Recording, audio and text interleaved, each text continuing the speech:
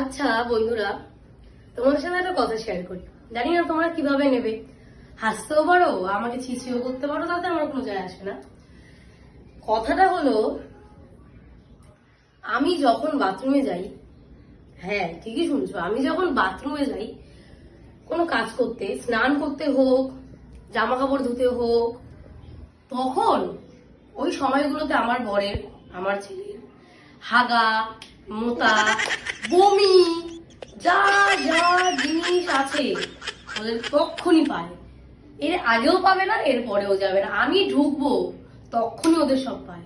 আমি জামা কাপড় কাচতে ঢুকবো, আমার বড় ঠক ঠক ঠক ঠক, কি গো একটু খুলবে, আমার খুব জোরে হাগা পেয়েছি। আমার ছেলে, মা খুলবে, আমার খুব জোরে শি পেয়েছি। এগুলো কি মানা যায়? আমার একটা বাথরুমে হচ্ছে না, তাই আমি ঠিক করেছি বন্ধুরা, চ্যানেলটাকে একটু এগিয়ে নিয়ে যাও প্লিজ। আমি তোমাদের দয়ায় একটা বাথরুম করতে চাই।